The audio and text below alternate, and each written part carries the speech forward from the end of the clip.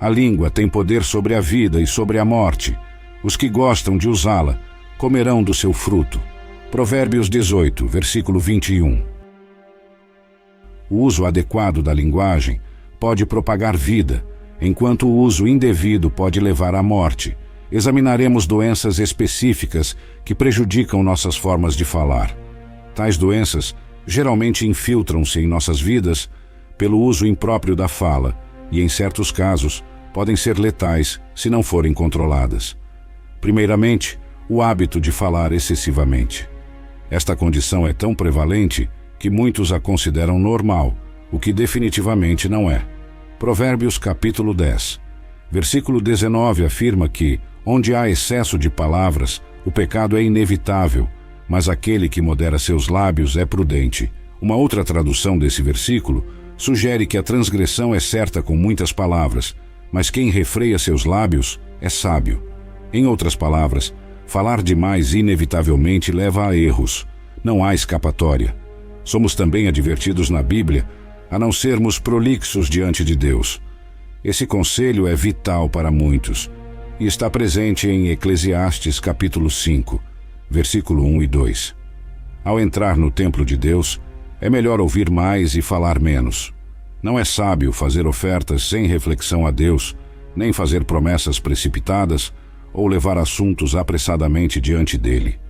Afinal, Deus está no céu e você na terra, então mantenha suas palavras ao mínimo.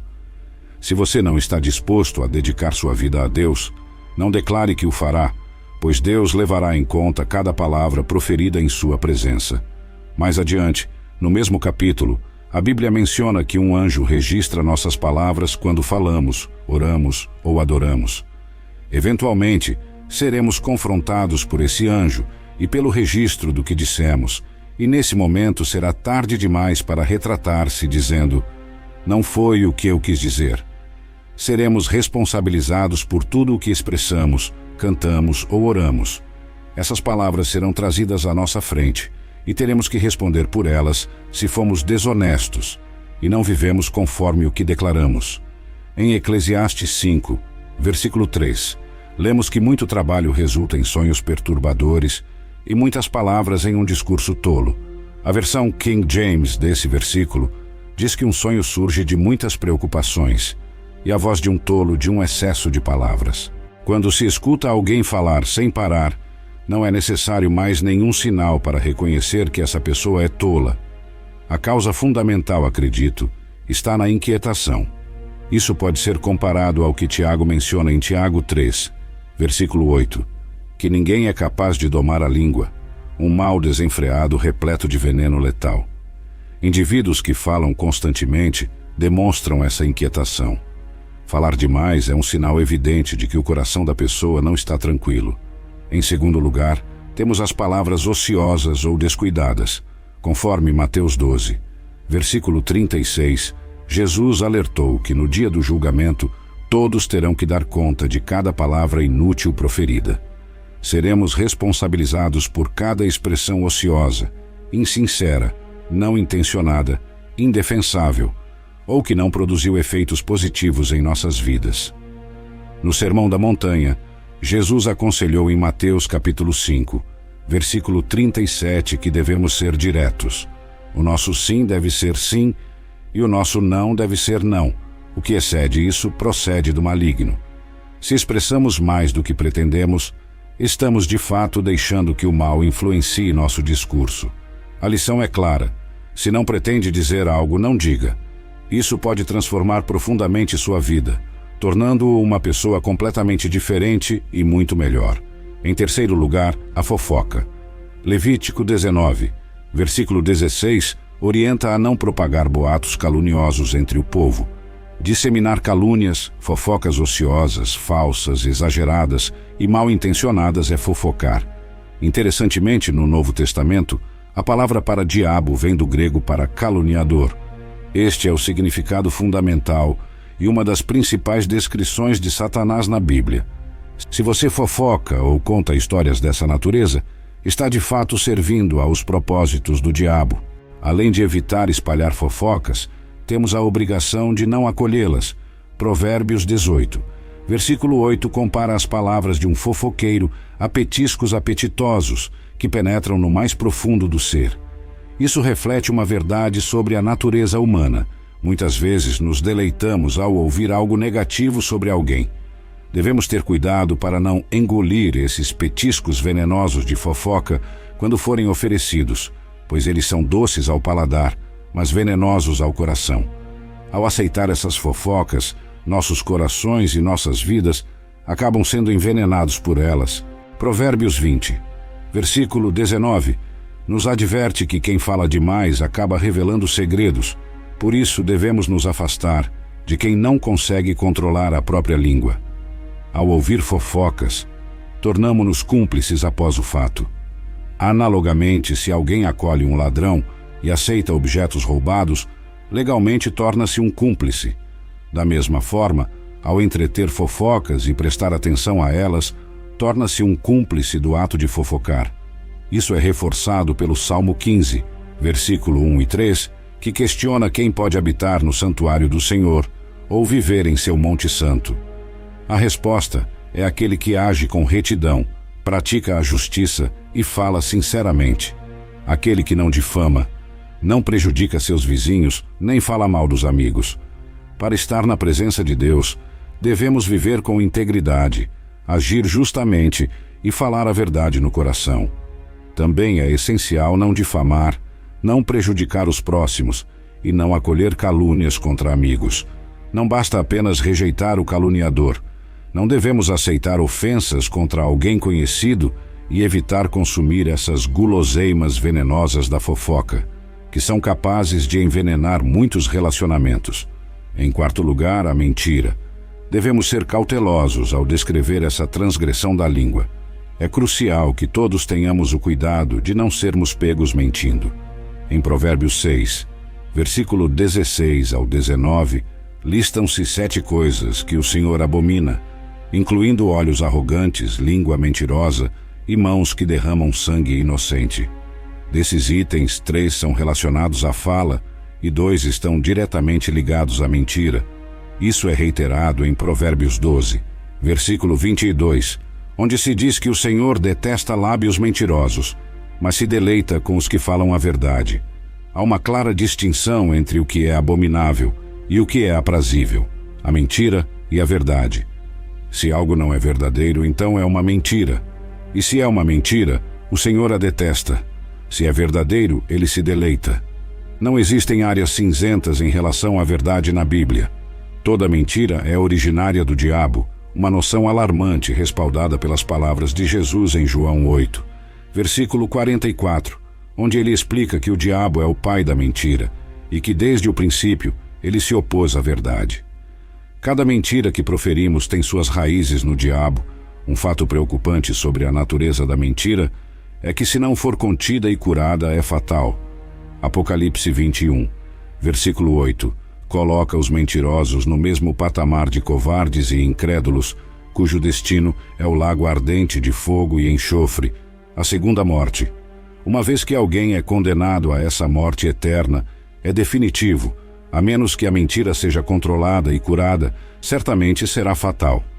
Apocalipse 22, versículo 15, reitera a exclusão dessas práticas na cidade de Deus, mencionando que fora estão os mentirosos, entre outros pecadores. Finalmente, a lisonja é outra transgressão da língua destacada no Salmo 12, versículo 1 ao 3, que clama pela ajuda do Senhor, pois os fiéis estão desaparecendo e os homens falam com falsidade e corações divididos. O Salmo pede que Deus corte todos os lábios lisonjeiros e a língua que fala com arrogância. Neste trecho, Davi comenta sobre uma decadência moral na humanidade, algo que se assemelha muito ao que observamos atualmente. A Escritura declara um julgamento divino contra aqueles que utilizam palavras lisonjeiras. Provérbios 26, versículo 28, nos alerta que a língua mentirosa detesta aqueles a quem machuca, e a boca lisonjeira traz destruição. Provérbios 29, versículo 5, adverte que elogiar alguém de maneira insincera é como armar uma armadilha para seus passos. O sexto problema é a precipitação ao falar.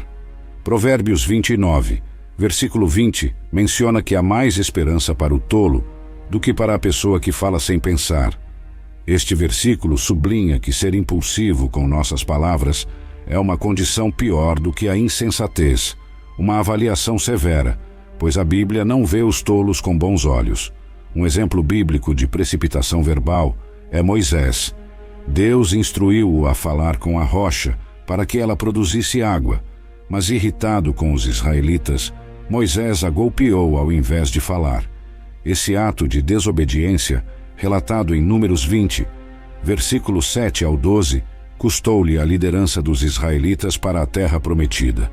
Salmos 106, versículo 32 e 33, reflete sobre isso, observando que a ira fez Moisés falar imprudentemente, o que nos ensina que um espírito provocado pode levar a palavras impensadas, custando privilégios e bênçãos significativas. Devemos estar atentos para não falar de forma precipitada, o que pode ter um alto custo espiritual.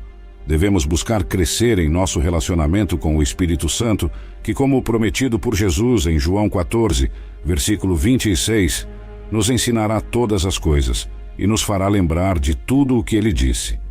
O 7º ponto é o uso de palavrões. O emprego de linguagem vulgar e ofensiva é extremamente prejudicial para o cristão, violando os princípios de pureza, santidade e respeito ensinados pela Bíblia. Efésios 4, versículo 29, nos aconselha a não proferir nenhuma palavra indecorosa, mas apenas aquelas que são úteis para a edificação e que tragam graça aos ouvintes. O uso de palavrões não só diminui quem fala, mas também afeta negativamente os ouvintes, espalhando negatividade e desrespeito. Em Colossenses 3, versículo 8, Paulo exorta a abandonar toda a ira, indignação, maldade, maledicência e palavras obscenas. O cristão deve ser um exemplo de conduta em todas as áreas da vida, inclusive na forma de se expressar. O uso de palavrões contamina nossa linguagem e enfraquece nosso testemunho como seguidores de Cristo. Em vez de recorrer a expressões baixas e ofensivas, somos incentivados a usar nossa fala para edificar os outros, transmitir bênçãos e refletir o caráter de Deus. Portanto, eliminar os palavrões do nosso vocabulário não é apenas uma questão de boa etiqueta, mas uma manifestação de nossa fidelidade e obediência a Deus. Ao analisarmos esses 7 aspectos da linguagem e comunicação, fica claro que as palavras têm um poder extraordinário, capaz tanto de construir como de destruir, de curar ou de machucar.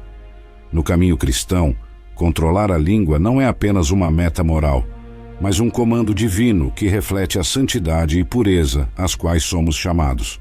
O desafio de usar nossa fala para promover verdade, edificação e graça nos leva a uma profunda reflexão sobre o impacto de nossas palavras na vida dos que estão ao nosso redor e na nossa própria espiritualidade.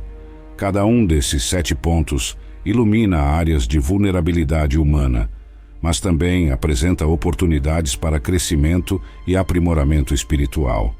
A batalha contra essas falhas comunicativas não é apenas contra maus hábitos linguísticos, mas contra as inclinações mais profundas do nosso coração, contra aquilo que Jesus mencionou como o que contamina o homem ao sair de sua boca, conforme Mateus 15, versículo 11. A verdadeira mudança em nossa fala começa com a transformação do coração, um processo que só o Espírito Santo pode realizar, à medida que nos rendemos à sua direção e permitimos que sua santidade infiltre nosso ser. Assim, nossas palavras se tornam o reflexo de uma vida transformada, capazes de transmitir vida, esperança e amor. Nesse processo, descobrimos a beleza de uma comunicação que não só evita o pecado, mas que ativamente promove paz, reconciliação e encorajamento, que possamos ser mensageiros da verdade e do amor de Cristo, usando nossas palavras para construir pontes de entendimento e caminhos de paz. Que a sabedoria divina guie nossas línguas e que nosso falar seja um testemunho vivo da graça que recebemos. E hoje, se você deseja se reconciliar com nosso Salvador Jesus Cristo por ter se afastado de seus caminhos, ou quer começar uma nova jornada rumo à salvação eterna, Comente abaixo: eu te aceito, Senhor Jesus, como meu único e suficiente Senhor e Salvador da minha vida. Até a próxima.